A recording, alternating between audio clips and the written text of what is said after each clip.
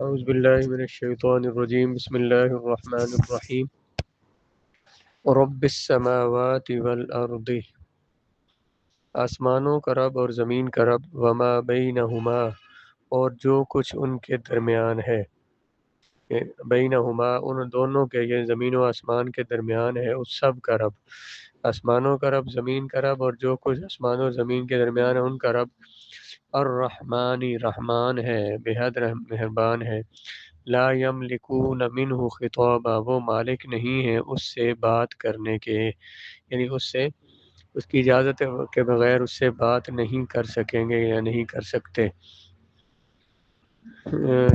تفسیر میں لکھتے ہیں کہ یہ جو رب السماوات ہے یہ بدل ہے پچھلے ربک سے، جزاء من ربک میں جو رب ہے یہ رب السماوات اس سے بدل ہے، اور وہ ربک مبدل منہ ہے۔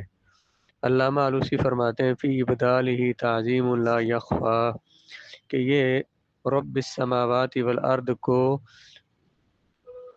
ربکا سے بدل بنانے میں حضور کی وہ عظمت ہے جو کسی پر مخفی نہیں ہے۔ اس بدل سے حضور علیہ الصلوۃ والسلام کی وہ شان ظاہر ہو رہی ہے جو کسی پر مخفی نہیں۔ اس کے بعد لکھتے ہیں وَإِمَاءٌ عَلَىٰ مَا قِيلَ إِلَىٰ مَا رُوِيَ فِي كُتُبِ الصُّوفِيَّةِ من الحدیث القدسی لولاک لما خلقت الافلاک، اور اس کے بعد لکھتے ہیں کہ علامہ سید محمود آلوسی لکھتے ہیں کہ اس میں اشارہ ہے اس بات کی طرف، جو اس روایت کی طرف جو صوفیاء کی کتابوں میں ذکر کی گئی ہے، جو حدیث قدسی کہ لولاک لما خلقت الافلاک، اگر محبوب اگر آپ نہ ہوتے تو میں آسمانوں کو ہی پیدا نہ کرتا۔ تو رب کا آپ کا رب کون ہے؟ جو آسمانوں اور زمینوں کا رب ہے، زمینوں اور آسمانوں کا رب ہے، وہ اپنا تعارف وہ کیسے کرواتا ہے؟ رب کا آپ کا رب ہونے سے۔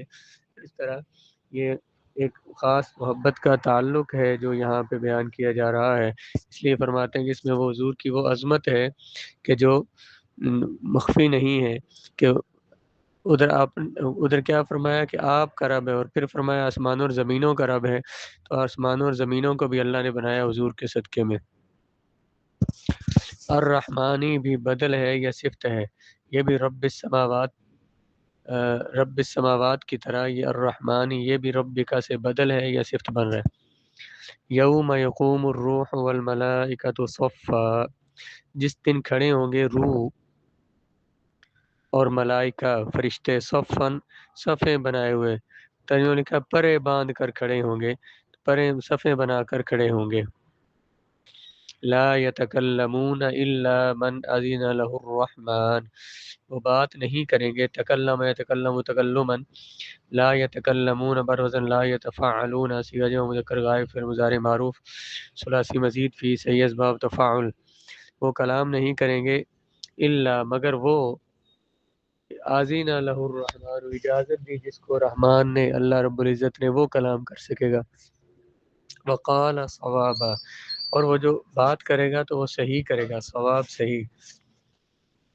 پیچھے فعل آیا ہے یقوم الروح، یقوم قام یقوم قیاما، اصل میں تھا قوام یقوم، یقوم بر وزن یفعل، یا واحد ذکر غائب فعل مضارع معروف ثلاثی مجرد اجوف واوی ہے، اس واو کی حرکت نقل کر کے ما قبل کو دی تو یقوم ہو گیا۔ اس کی تفسیر میں فرماتے ہیں کہ کوئی بھی اللہ رب العزت کے سامنے زبان نہ کھول سکے گا، کسی میں دم مارنے کی ہمت نہیں ہوگی۔ کفار و منکرین آج بڑے زبان دراز بنے ہوئے ہیں، ذرا روز قیامت کا بھی خیال رکھیں گے، اس دن یہ بول سکیں گے، یقیناً اللہ تعالیٰ کے سامنے کلام نہیں کر سکیں گے، نہیں بول سکیں گے۔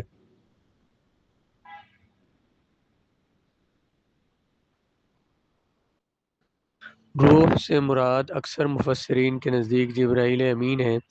حضرت ابن عباس رضی اللہ تعالیٰ عنہ سے مروی ہے کہ جبرائیل علیہ السلام بارگاہ خداوند ذوالجلال میں دست بستہ کھڑے ہوں گے، ہاتھ باندھے کھڑے ہوں گے، اور مارے خوف کے کانپ رہے ہوں گے، اور ان کی زبان پر یہ جاری ہوگا لا الہ الا انت ما عبدناک حق عبادتک، تیرے علاوہ کوئی معبود نہیں اور ہم نے تیری عبادت نہیں کی جس طرح عبادت کرنے کا حق تھا۔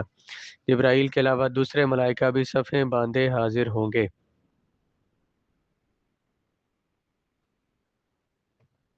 وقال صوابا، اور وہ جو بات کریں گے تو وہ صحیح کریں گے۔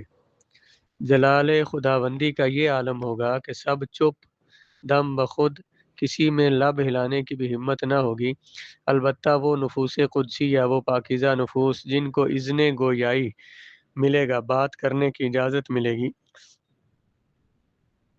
اپنے رب کے حضور اپنی گزارشات اور اپنی التجائیں پیش کر رہے ہوں گے۔ امام بخاری نے اپنی صحیح میں حدیث شفاعت بڑی مفصل درج کی ہے، تفصیل کے ساتھ بیان کی ہے، جس کا خلاصہ پیش خدمت ہے۔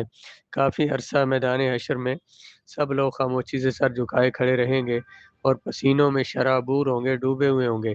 کوئی ٹخنوں تک پسینے میں ہوگا، کوئی گھٹنوں تک، کوئی کمر تک، کوئی گردن تک پسینے میں ڈوبا ہوگا۔ آخر سب آدم علیہ السلام کے پاس حاضر ہو کر شفاعت کے لیے درخواست کریں گے۔ آپ اپنی معذوری بیان کریں گے، چنانچہ مختلف انبیاء کے پاس باری باری حاضر ہوں گے لیکن نا امید ہو کر لوٹیں گے۔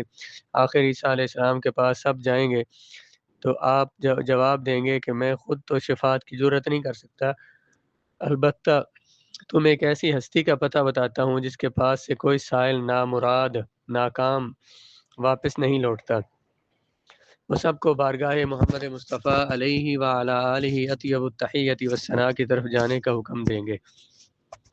جب در در کی ٹھوکریں کھانے کے بعد سب مخلوق شکستہ خاطر ٹوٹے دل کے ساتھ پراگندہ حال، برے حال میں، پراگندہ ویسے کہتے ہیں بکھرے ہوئے کو، بدحالی میں پراگندہ حال ہو جائے گی، پریشان ہو جائے گی اور شفاعت کی درخواست کرے گی۔ ان درخواست کرنے والوں میں وہ لوگ بھی شامل ہوں گے جو آج بڑے تم تراک شان و شوکت سے شفاعت مصطفی رسول اللہ صلی اللہ علیہ وسلم کی شفاعت کا انکار کرتے ہیں، اور اگر انکار نہیں کر سکتے تو اس کی ایسی تعویل کرتے ہیں کہ اس کے ساتھ ایسی خود ساختہ اپنی بنائی ہوئی گھڑی ہوئی شرائط کا اضافہ کرتے ہیں کہ شان مصطفی کا ظہور نہیں ہوتا۔ یعنی یا تو حضور کی شفاعت کا انکار کرتے ہیں، اگر انکار نہیں کرتے تو پھر شفاعت کا عجیب سا معنی ایسا مراد لیتے ہیں کہ جس سے حضور کی شان ظاہر نہیں ہوتی۔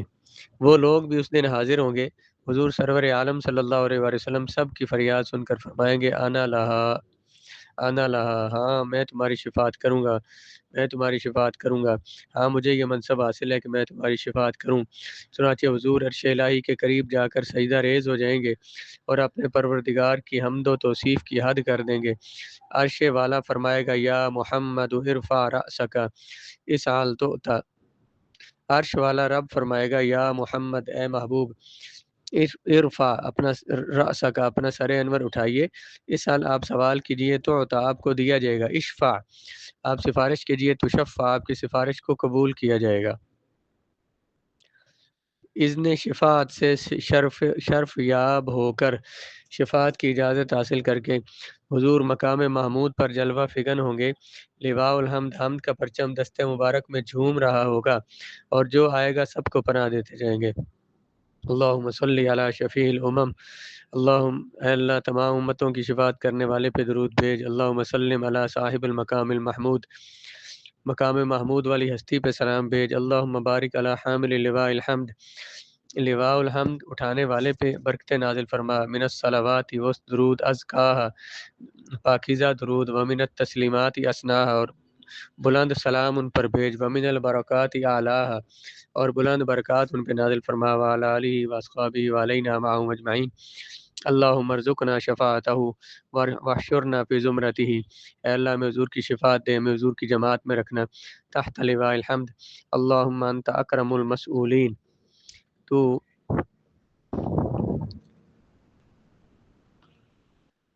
آگے فرمایا ذالک الیوم الحق، یہ دن برحق ہے، یہ دن حق ہے، یعنی قیامت کا دن۔ فمن شاء اتخذ الی ربہ مآبا، جس نے چاہا تو اس نے بنا لیا اپنے رب کے پاس ٹھکانہ، الی ربی اپنے رب کی طرف، یعنی اپنے رب کے جوار رحمت میں، اپنے رب کی رحمت میں اپنا ٹھکانہ بنا لیا۔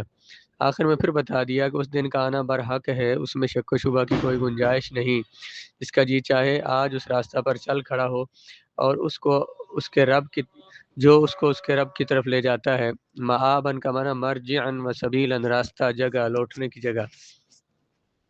انا انذرناکم عذابا قریبا، بے شک ہم نے ڈرایا تمہیں قریب آنے والے عذاب سے، جلد آنے والے عذاب سے۔ انذرنا بر وزن افعلنا، سیغہ جو متکلم فی الماضی معروف ہے، ثلاثی مزید فی۔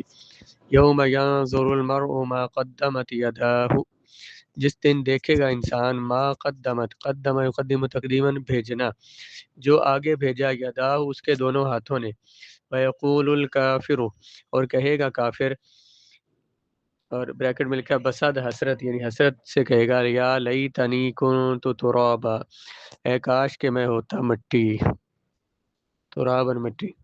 کفار کے اعمال کا کچا چھٹا اس دن کھول کر رکھ دیا جائے گا، مطلب جو انہوں نے اعمال کیے ہیں دنیا میں وہ سب ظاہر کر دیے جائیں گے۔ اس وقت سارے نشے حرن ہو جائیں گے، ختم ہو جائیں گے، ساری نخوتیں، تکبر، غرور خاک میں مل جائیں گے۔ بسد حسرت و یاس کہے گا کافر کہ کاش میں مٹی میں مل کر مٹی ہو گیا ہوتا اور مجھے یہ روز بد، برا دن نہ دیکھنا پڑتا۔